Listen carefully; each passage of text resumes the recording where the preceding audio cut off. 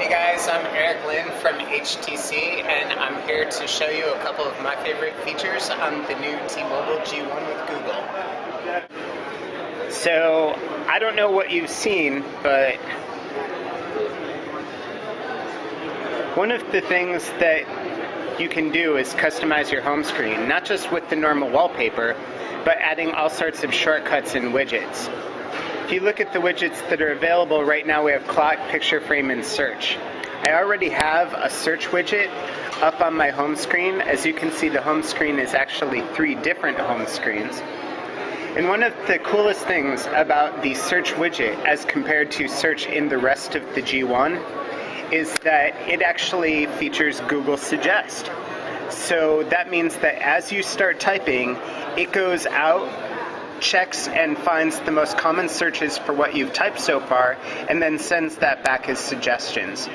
I found this out when I was actually talking about fast times at Ridgemont High with a friend of mine. So you can see that after just a few letters, we've already got fast times at Ridgemont High as a suggestion. If we tap on that, we're automatically going to open up a search for that in the browser.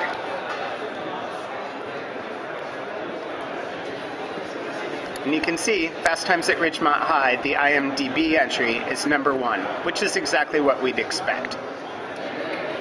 What else would be another favorite feature of mine?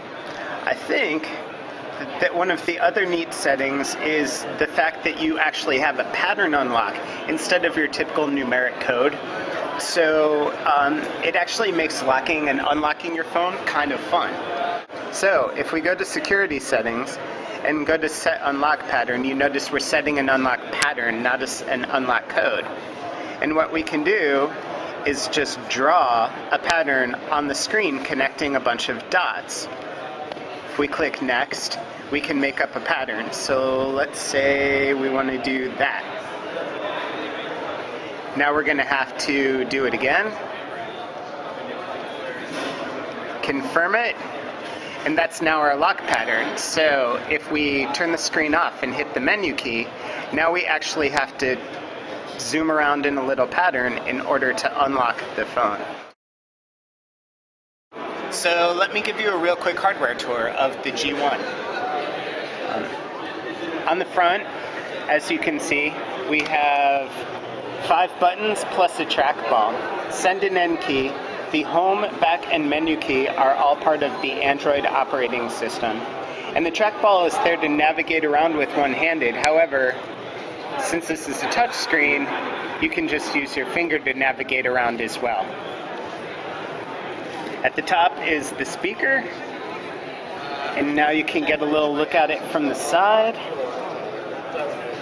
Volume keys are here, and you get to see the little chin on the device. There's a 3-megapixel camera and the speakerphone speaker on the back. The other side has the camera button so that when you're holding it in your hand, you actually use that just like you would a normal camera button. And then, of course, there's the keyboard underneath the hinge.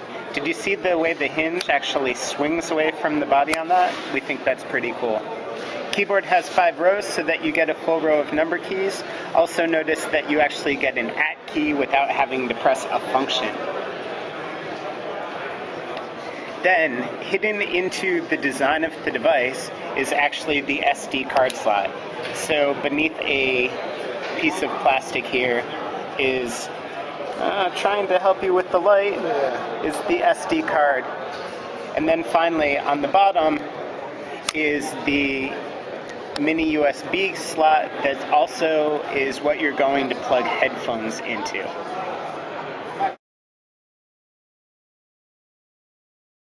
Alright, so another cool thing you can do with the G1 is use the music player for more than just music playback.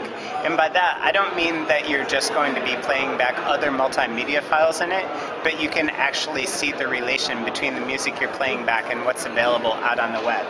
So if we take a look at the program, we can go into the music player, and this is our, right here we have the main screen, and you can see we have it now playing. We have a CSS song playing, so we can start. If we go home, I want to leave the player just to show you that there's a little playback icon in the upper left-hand corner. Anything that happens in the upper left-hand corner means that there's a notification window for it. So if we pull down the notification shade, you can see that we've got the song playing, and if we tap on it, we're taken right to the player. Long presses on Android are equivalent to contextual menus. If we long press on either the name of the band, CSS, the album name, or the song name, then we're going to get a contextual menu along with that. So if we do a long press on top of the name of the song, Rad is Dead, then we get a choice to search for that song in Amazon MP3, to look it up on Google to find more information about it, or even to go to YouTube and watch videos that have that song name.